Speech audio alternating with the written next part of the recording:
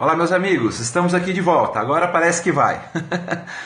É difícil, né? O Periscope depende muito de conexão, depende muito de qualidade de conexão e infelizmente a nossa conexão não é muito boa, né? Não é um privilégio, entre aspas, né, nosso aqui de Poços de Caldas, mas entre aspas, um privilégio do nosso país. Essa nossa tecnologia 4G ainda está caminhando. Bom, pessoal, então é isso. Como eu havia dito a vocês, a minha ideia é, então, a partir de hoje, nós trabalharmos, cada vez que eu ingressar no Periscope, trabalharmos com um dispositivo do novo Código de Processo Civil. É uma ideia que eu já tinha lançado depois que o professor Rogério Sanches também lançou. E a minha ideia, e o meu pensamento era de concretizar isso o quanto antes. Então acho que é o momento agora, e acredito, né, que se a gente continuar nessa atuada, claro, a gente vai dar uma paradinha agora para as festas de final de ano. Eu preciso dar uma descansadinha, até já vou adiantar para vocês. Realmente eu estou muito cansado, talvez por isso que a minha saúde tenha ficado debilitada nos últimos tempos, né? Muita aula, muita viagem, muita preocupação, escrevendo bastante também. Eu preciso dar uma respirada. Então agora no Natal e no Ano Novo vou dar uma respiradazinha, mas depois que terminar a gente volta com os nossos comentários sobre o novo CPC. Combinado, pessoal? Beleza? É isso aí, pessoal. Então eu queria agradecer a todos que estão aí participando, né? Temos quase 100 pessoas, me deixa muito feliz. Vamos lá, vamos começar falando um pouquinho do artigo 1º do novo CPC, tá bom? Nós vamos começar pela ordem mesmo, pela ordem numérica. Eu imagino que esses 11 primeiros artigos, diria 12 primeiros artigos, são fundamentais para que a gente compreenda qual foi a ideia, qual foi o que a gente chamaria de mens legis, ou que a gente poderia chamar de mens legislatórios, alguns preferem assim denominar, do nosso novo Código de Processo Civil. Amigos, a grande verdade é que o nosso novo CPC, ele começa tratando de uma base principiológica nos artigos 1º a 11. Eu não considero que o artigo 12, vocês lembram aquele artigo que fala da ordem cronológica, né, dos julgamentos? Eu não considero que esse artigo 12, a gente vai fazer um comentário sobre ele a tempo, ele se trate de um princípio. Ele não tem essa característica de princípio. Os 11 primeiros a gente pode até tentar encaixar quase todos eles nessa situação, nessa modalidade de princípios. Mas o 12 não. Eu imagino que o 12 tem mais característica de regra, né? A gente fazendo aquela diferenciação, distinção entre princípios, normas e regras. Então eu colocaria o artigo 12 como regras. Bom, mas a ideia do legislador, pessoal, eu peço muito a todos vocês que tentem compreender, né, qual foi esse raciocínio, porque todos os demais dispositivos do novo CPC, eles deverão estar em consonância, obviamente, com a obediência a essa base principiológica, que tem uma nítida, clara inspiração no CPC de Portugal. Ou seja, nós estamos bebendo a fonte, obviamente, né, do direito português. E a ideia foi justamente a de dizer assim, operadores do direito, nós precisamos estar, obviamente, né, antenados com o que o texto constitucional nos ensina. Por isso que se fala muito em modelo constitucional do direito processual civil.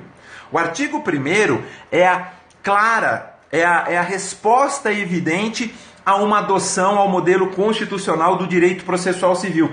Apenas lendo, meus amigos, o artigo 1º, eu vou pedir licença a todos vocês para fazer a leitura, mas o artigo 1º, que está no capítulo relacionado às normas fundamentais do processo civil, aliás, muito interessante que nós chamemos de normas fundamentais, né, e não de princípios, porque normas é uma designação mais genérica, né, uma designação mais ampla e mais adequada. O artigo 1º, no capítulo 1º, né, que fala das normas fundamentais do processo civil, tem a seguinte redação, amigos. O processo civil será ordenado, disciplinado e interpretado conforme os valores e as normas fundamentais estabelecidos na Constituição da República Federativa do Brasil, observando-se as disposições deste Código. Vejam só, então. Primeiro, uma clara, uma nítida aproximação ou inspiração do CPC de Portugal. Aliás, um CPC de Portugal que eu gosto muito, que eu reputo muito bem elaborado, que já fala de princípio da cooperação há muitos e muitos anos, e que traz nesse seu 1º capítulo, né, vamos dizer assim, um pequeno elenco, né, chamemos assim de pequeno elenco, das normas fundamentais do processo civil brasileiro. E esse artigo 1º diz, olha, as normas fundamentais do processo civil brasileiro, elas precisam ser compreendidas como observar o processo civil à luz do texto maior. Muita gente vem falando assim, poxa Maurício, mas precisava o legislador infraconstitucional mencionar num novo texto processual civil, ou melhor, repetir normas que já estão inseridas, princípios que já estão inseridos na Constituição Federal?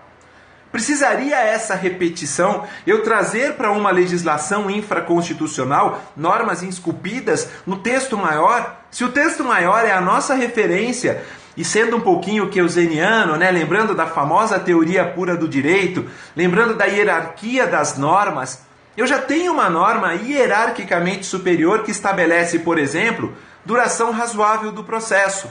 Eu já tenho uma norma hierarquicamente superior que estabelece a necessidade de fundamentação das decisões judiciais. Eu já tenho uma norma hierarquicamente superior que estabelece a necessidade de estabelecimento do pleno contraditório. E mesmo assim, eu chamo a atenção de vocês. E mesmo assim, eu preciso trazer isso para o nosso novo Código de Processo Civil, para uma legislação infraconstitucional? A ideia, meus amigos, é óbvio, né? O caráter, não obstante esse rol não seja exaustivo, na minha humilde opinião, mas a ideia, embora seja uma obviedade, a ideia é reafirmar o texto constitucional. Ah, Maurício, então você está querendo dizer que tem um caráter pedagógico aí? Claro, sem sombra de dúvidas. É um exemplo claro de legislação simbólica, né, utilizando a expressão do professor Fred Didier Júnior. Então estamos diante de uma situação pedagógica e é o momento oportuno para isso, ou seja, nós trazermos novamente num texto infraconstitucional alguns princípios que estão também inseridos na Constituição. Eu até costumo dizer o seguinte, amigos, vocês imaginem, fazendo uma analogia pueril, bastante pueril mesmo, vocês imaginem o seguinte, quando a gente tem filho adolescente e o filho começa a se tornar um pouquinho rebelde, todos nós fomos rebeldes, você tem que chamar a atenção dele uma vez, você tem que chamar a atenção 2, 3, 4. O que está acontecendo com o nosso novo CPC ao repetir princípios já esculpidos no texto maior é justamente de dar um puxãozinho de orelha e falar para o operador do direito, olha, o modelo constitucional do direito processual civil precisa ser obedecido. Eu não falo à toa de contraditório, eu não falo à toa de fundamentação das decisões judiciais. O texto maior não fala à toa de duração razoável do processo. Tudo isso precisa ser compreendido dentro de um módulo constitucional do direito processual civil. Aliás, eu pergunto a vocês, meus amigos, qual disciplina que nós conseguimos estudar nos dias atuais sem estar com os olhos voltados à Constituição Federal? Se eu estudar direito administrativo, eu vou ter que olhar para a Constituição Federal quando eu falo dos princípios da administração pública. Se eu olhar para o direito penal, eu preciso olhar também para o direito constitucional. Se eu olhar para o direito tributário, então nem se fale, é claro que meus olhos precisarão estar voltados para a Constituição. Sabem, amigos, é uma das coisas que talvez falte enfatizar, principalmente na minha humilde opinião, eu digo a vocês, e uma humilde opinião mesmo, falta enfatizar um pouquinho mais esse olho constitucional nos bancos acadêmicos, na graduação. A gente costuma estudar as disciplinas de uma maneira hermética, né, de uma maneira isolada, e não tem mais como ser assim.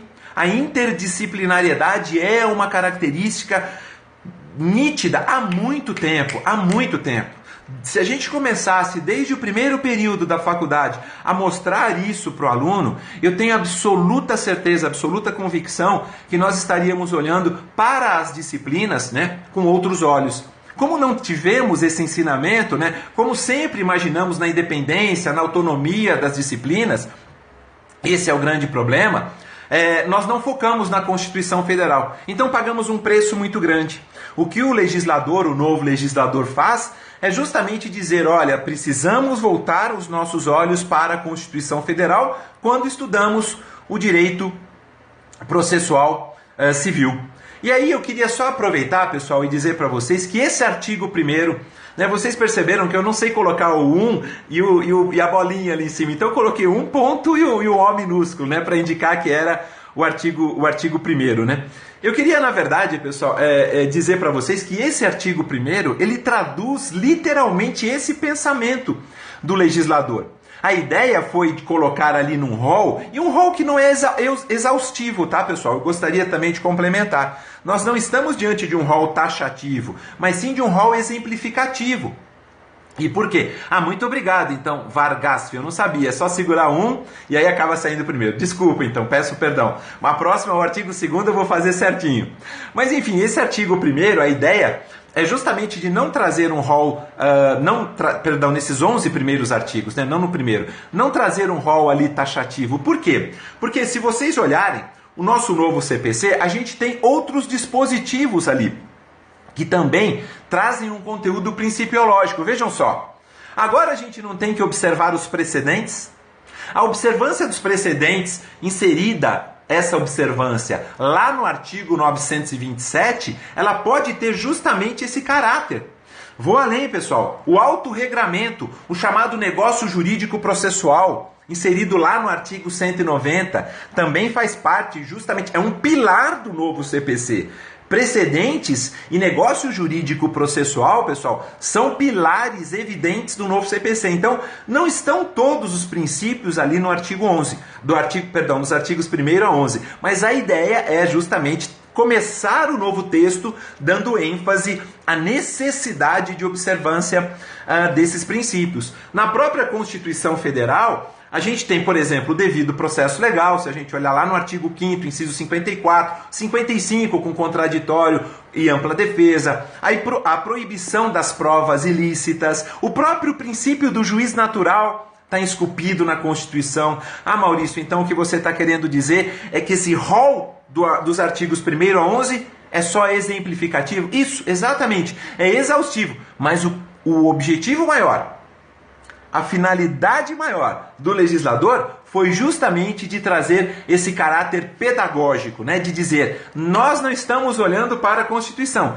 precisamos olhar. Nós não estamos olhando para princípios, às vezes, informativos ou princípios infraconstitucionais também, que precisam ser observados. Então, é hora de nós, hello, vamos acordar, vamos olhar para os princípios e vamos aplicá-los cada vez mais. Quanto mais eu obedeço, quanto mais eu aplico os princípios, menos possibilidades de ter um processo eivado de vícios, é óbvio que eu tenho. Então, quanto mais eu obedeço e aplico os princípios na íntegra, é claro que eu tenho uma chance maior de ter processos tramitando sem dilações indevidas, sem etapas mortas do processo. O que a gente chamaria de etapas mortas do processo, pessoal? As etapas mortas do processo são processos parados no escaninho, processos que não são movimentados. Então, a ideia é justamente o artigo 1º dizer o seguinte: precisamos estar com os olhos, o artigo 1º deixa isso muito bem claro, aos valores e às normas fundamentais estabelecidas na Constituição Federal. Por isso, esse é o abre-alas, já que daqui a pouquinho a gente está em época de carnaval, esse é o abre-alas do nosso novo Código de Processo Civil. E eu vou além, pessoal, eu vou além.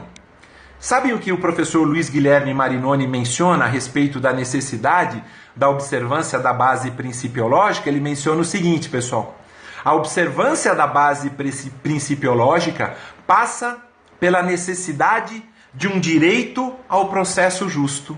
Vejam que expressão extremamente interessante, O giusto processo, como os italianos costumam dizer. O que seria esse processo justo? É um processo que permite a busca pelo poder judiciário, seja através de uma ameaça ou de uma lesão a algum direito, e a Constituição Federal deixa isso muito claro quando ela fala do princípio da inafastabilidade do exercício da função jurisdicional, artigo 5º, inciso 35. Então, o direito ao processo justo é fazer com que o judiciário fique com as portas abertas para que qualquer lesão ou ameaça a algum direito passe por lá. E se essa lesão ou ameaça a algum direito for levada ao Poder Judiciário, passar pelo Poder Judiciário, é óbvio que os envolvidos, os sujeitos processuais, terão direito a um processo justo, e esse processo justo deverá obedecer, obviamente, ao contraditório, o direito constitucional à prova, fundamentação, duração razoável. Em suma, meus amigos, o conteúdo de um direito ao processo justo passa, acima de tudo, pela observância dos princípios constitucionais e, por que não dizer, dos infraconstitucionais. Esse é o nosso artigo 1º, que diz: precisamos estudar o processo civil com os olhos voltados para a Constituição Federal. Tá certo, amigos? Nós terminamos por aqui. Então, conforme prometido, eu disse a vocês, nós faríamos uma abordagem, acerca dos dispositivos do novo CPC. Começamos pelo primeiro. Então, nosso próximo Periscope, a gente vai falar um pouquinho do artigo 2º, do artigo 3º, e vamos lá. Eu espero que vocês tenham gostado, tá bom, meus amigos? Agradeço muito a paciência, a colaboração de todos, que estão aí escrevendo. Eu não consigo ver, mas Thiago Penha, que está sempre com a gente, muito obrigado. Espero que tenha sido proveitoso para vocês, tá bom, meus amigos? Daniela Scanoni, sempre também com a gente. Tata Capela, muito obrigado ao Diza, a todos que estão aí, meus amigos. Muito obrigado. O Wendel Brito, também sempre conosco, enfim, a todos vocês. Eu queria mandar Beatriz Conduru, não dá para ficar falando todos, amigos? Mas eu queria mandar um grande beijo, um grande abraço para todos vocês, que a gente tenha uma semana abençoada, que a gente tenha uma semana iluminada, e que a nossa fé seja renovada a cada dia, sempre, sempre, sempre, sempre, tá bom? Um grande abraço, meus amigos, fiquem com Deus e até mais.